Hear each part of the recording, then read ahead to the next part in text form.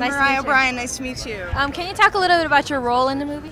Yeah, I play a prostitute that the gentlemen, they roll into a chicken ranch, as it were, and Lauren Bacall plays our madam, and Jenny McCarthy is a fellow hooker. And it's very funny. It's a bit farcical. It's not, the reality of modern prostitutes, I would say, but it's very fun. So. And how did you get involved with the film?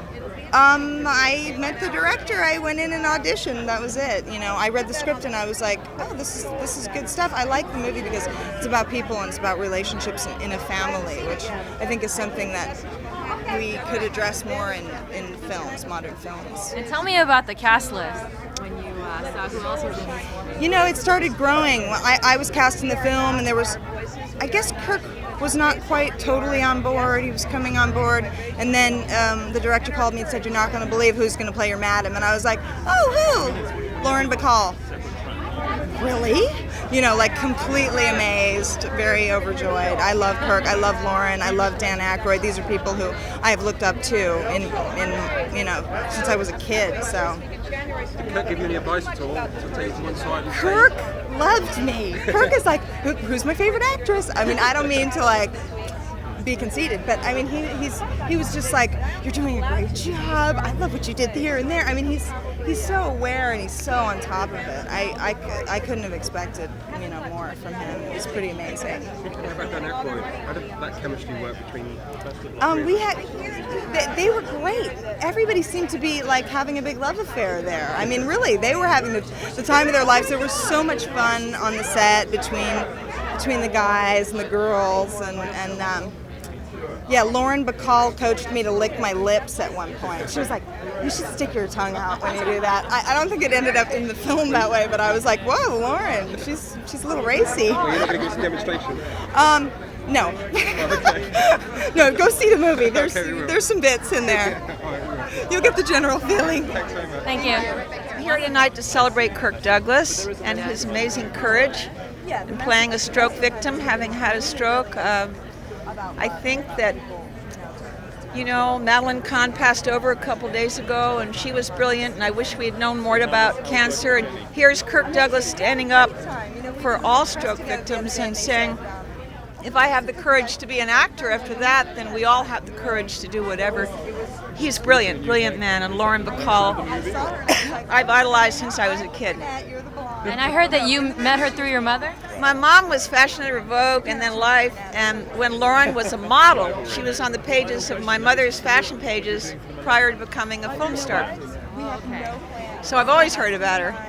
And of course, she and my mom were friends, and so she's always been very gracious to me. Wow, that's wonderful. And so, and you've definitely been in the spotlight with the breast implant, speaking out about that and things like that. I try.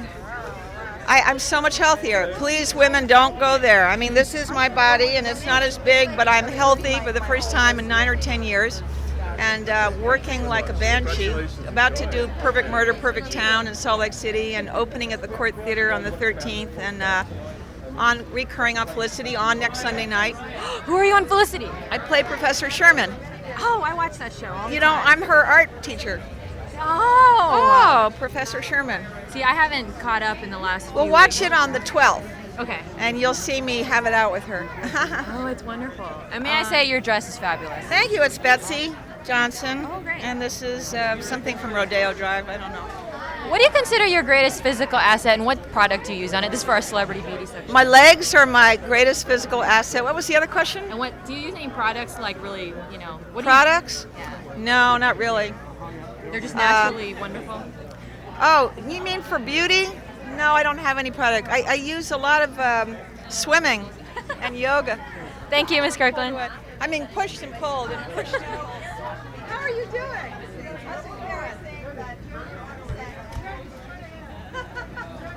The new hairdo. Yeah. Is this in connection with the movie? No, not this movie, No. but another movie that I just finished. Right. Okay. So Okay. I did it. You did it. I and did it looks it. fantastic. Oh, It does. thank Looks you. really Okay, good. Yeah, I saw you. recognize you? No, no, not at all. I think my publicist has to warn everybody first. So how was it working with two of real Hollywood legends? It was the most amazing experience of my life.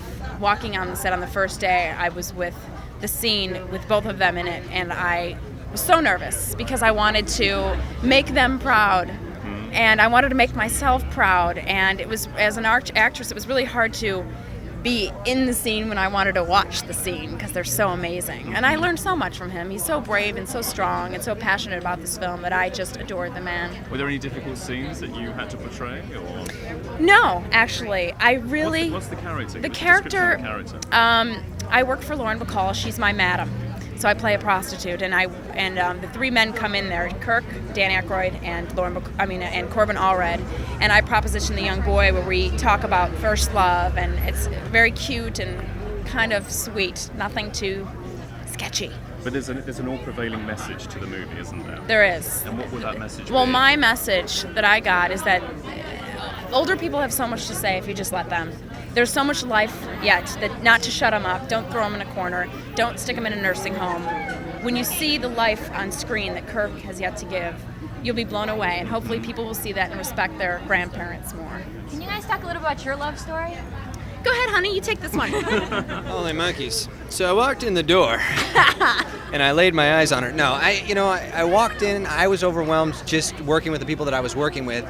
And then on top of which, you have this beautiful young woman coming to your set for the first time, and it's a wardrobe fitting, and I had to go and approve the wardrobe, which is part of my job. And I walked in and we locked eyes, and right there it was love. It's literally like getting in a car accident, but it feels much better. You know what I'm saying? And it just happens. I mean, it just happens. You have to believe in that. You have to believe that there is a soulmate out there for you. And whoever you're with right now, if it doesn't feel like your soulmate, just keep looking, because it happens. It'll happen. You guys are bonded for eternity? Forever. Yeah. And the next life, and the next life, and the next One one. final question. What are you doing for the millennium? We're staying home. Pajamas and champagne. And Dick Clark. Yeah. Have fun tonight. What did this film teach you about father-son, grandfather relationships? Listen, I have learned one thing. All fathers and all grandfathers, you do the best you can, but you will never win. What I mean is you will always make mistakes, because in the last analysis, it's up to each individual. My kids are responsible for the action. So you do the best you can, but you can never be a perfect grandfather or father, whatever.